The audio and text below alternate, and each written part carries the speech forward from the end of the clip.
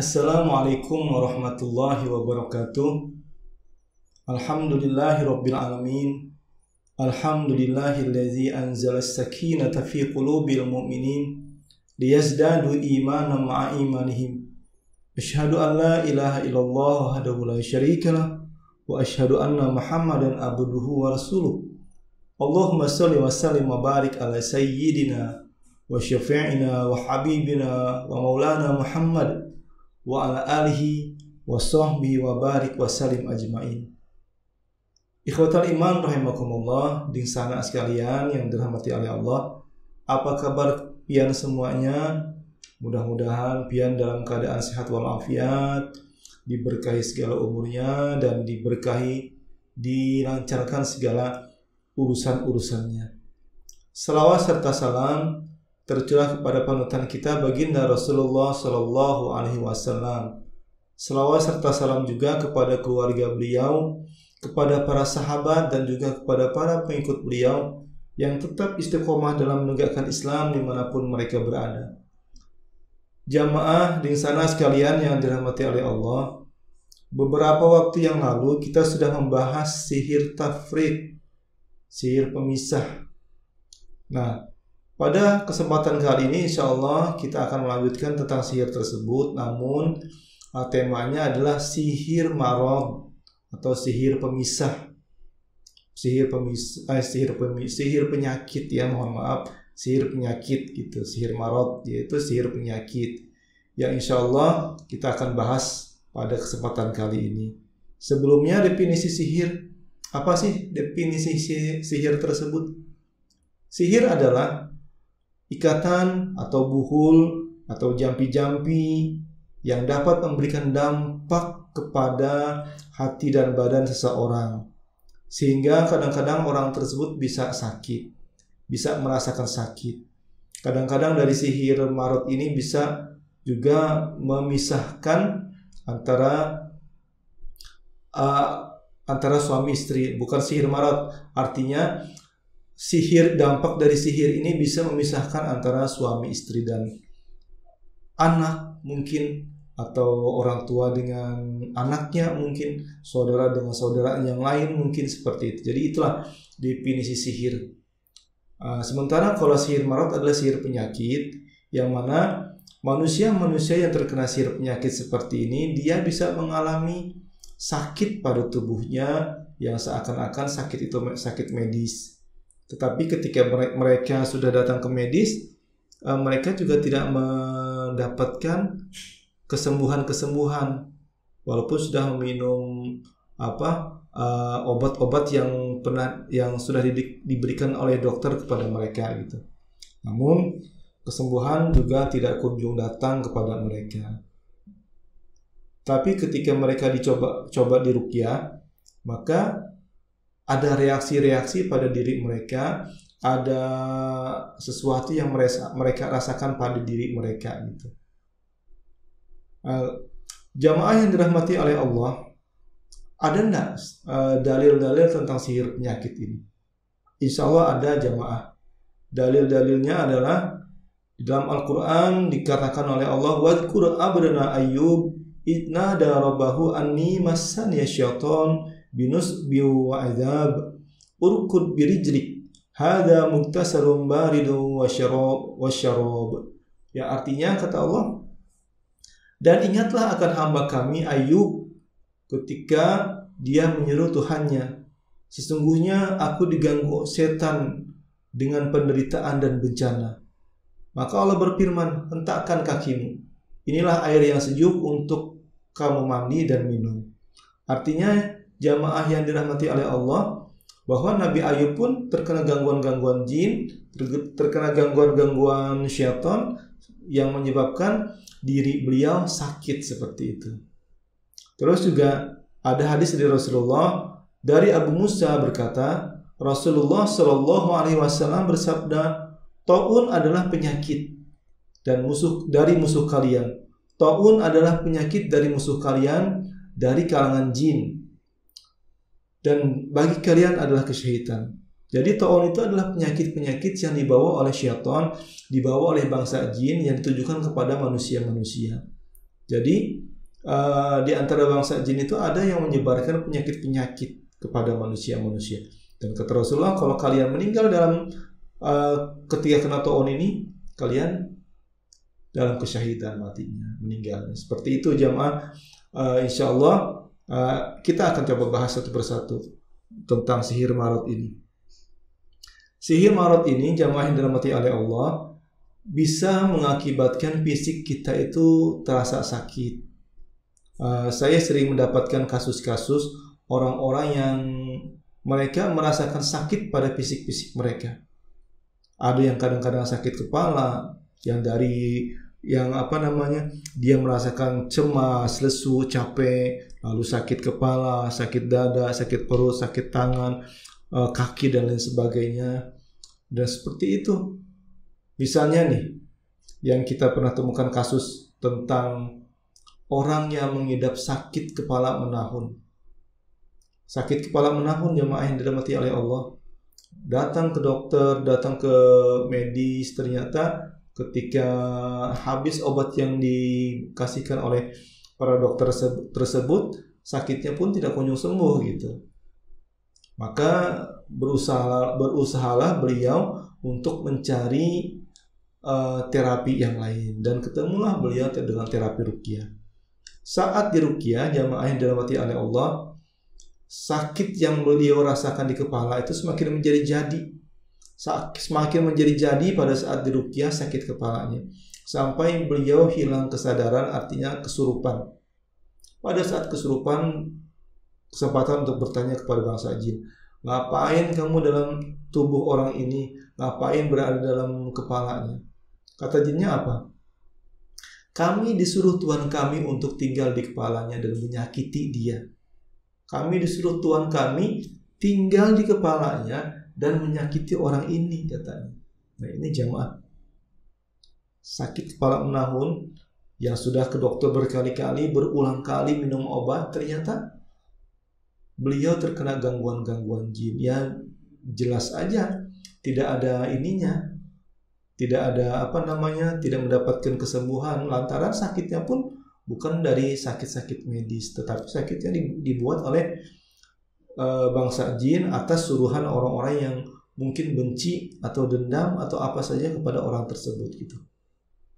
Sakit dadanya selalu panas terus, sudah di ronsen ternyata tidak ada apa-apanya. Dilihat dengan ahli penyakit dalam, tidak ada apa-apanya. Tapi dia merasakan panas terus, merasakan panas yang sangat luar biasa.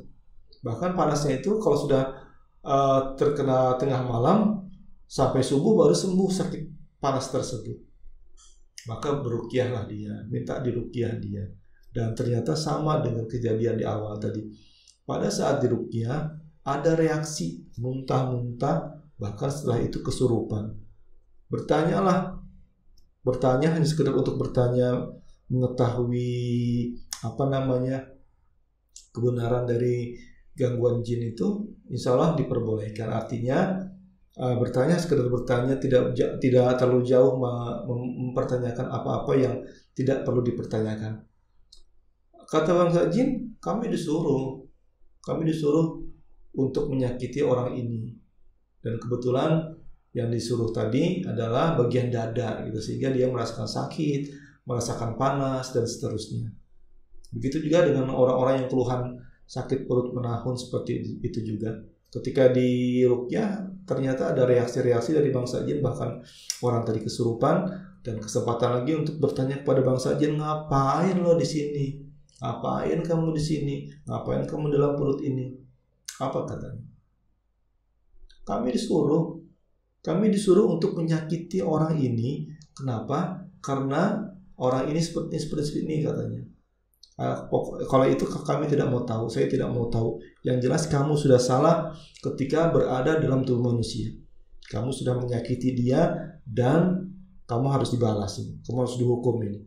Hukumannya apa? Saya bacakan ayat-ayat Al-Quran. Apabila kamu tidak mau mencabut, tidak mau membuka simpul-simpul sihir di tubuhnya, akan saya bacakan Al-Quran yang insya Allah kamu akan terbakar.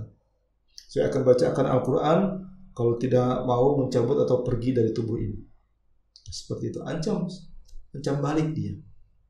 Begitu kita ancam, kita bacakan ayat-ayat Al-Quran, dia kepanasan, alhamdulillah dia keluar, dan alhamdulillah juga Allah berikan kesembuhan kepada orang yang kena gangguan tadi.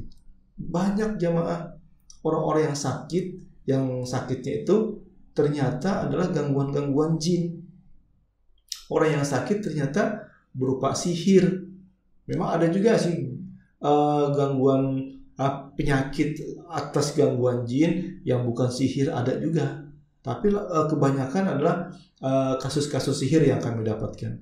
Begitu juga jamaah, ada yang merasakan sakit di tangannya, ada yang merasakan sakit di kakinya, ada yang merasakan sakit di bagian-bagian tertentu. Ada salah satu contoh kasus seorang pria yang tiba-tiba impoten, tiba-tiba tidak bisa melakukan hubungan suami istri. Ternyata ini juga merupakan sihir jamaah yang dirahmati oleh Allah. Dia tidak bisa melaksanakan hubungan suami istri lantaran ada sihir-sihir yang diikatkan pada kemaluan si pria tersebut, sehingga dia tidak bisa melaksanakan tugasnya sebagai seorang suami. Begitu sudah datang ke dokter, sudah datang ke medis, diperiksa normal semuanya, tidak ada apa-apanya, tetapi dia mengalami disfungsi ereksi ya, atau impoten lah, seperti itu. Tetapi ketika diruqyah baru ternyata ini gangguan, dan gangguannya ya tadi di kemaluan si pria tadi gitu. Ada juga jamaah gangguan-gangguan yang didapatkan, yang dirasakan wanita yang sudah menikah, ketika dia hamil tiba-tiba keguguran, hamil keguguran lagi, begitu seterusnya sampai beberapa kali dia mengalami keguguran. Diperiksakan ke medis, kata medis kandungannya lemah, lalu juga dikasih obat yang bisa menguatkan kandungan tersebut. Ternyata hamil keguguran lagi, maka berinisiatiflah suami istri ini untuk ruqyah gitu. Nah, ternyata baru ketahuan jamaah yang dirahmati oleh Allah, pada saat diruqyah terjadi reaksi. Dia memegang perutnya, lalu memegang daerah-daerah rahimnya gitu. Tidak lama kemudian dia kesurupan, tidak sadarkan diri. Pada saat ditanya bangsa jin tersebut, kata-katanya kembali lagi, kami disuruh untuk tinggal di rahimnya, kami disuruh untuk menggerogoti janinnya setiap kali dia hamil. Setiap kali dia hamil kami gerogoti, kami makan janinnya tersebut sampai hancur, lalu keguguran. Begitu seterusnya sampai dia mengalami keguguran tersebut. Beberapa kali dia hamil kami gerogoti terus. Tujuannya apa? Supaya dia tidak hamil, tidak punya keturunan seperti itu. Di ruqyah baru ketahuan bahwa di rahim wanita tadi ada gangguan-gangguan jin, ada jin sihir yang bersarang, sehingga menyebabkan setiap kali dia hamil dia selalu keguguran seperti itu. Ya. Jadi yang merasa wanita-wanita, ibu-ibu yang suka merasa keguguran, cobalah baca dulu ayat-ayat Al-Quran. Bacakan pada dirinya ayat-ayat Al-Quran, niatkan untuk meruqyah diri. Siapa tahu di tubuhnya, di rahimnya ada jin yang bersarang, sehingga mengakibatkan selalu keguguran, selalu gagal dalam mengandung gitu, tidak bisa hamil-hamil. Ada lagi kasus jamaah yang dirahmati oleh Allah, terjadi sakit pendarahan yang berterus-terusan, berlanjut sampai beberapa bulan gitu. Bingung sampai dokter, apa ini? Apa penyebabnya dia selalu pendarahan seperti ini? Maka inisiatif dari dokter, angkat rahim kanan. Periksa ini harus diangkat rahim kanan, angkat rahim kanan.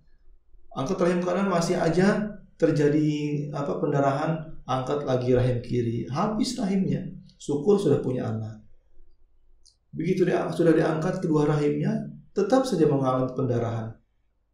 Nah, di sini baru dia ingat, coba bang diruqyah. Coba bang aku ini diruqyah, siapa tahu ada gangguan-gangguan jin pada diriku nih. Ruqyahlah dia, padahal dia kenal saya udah lama gitu.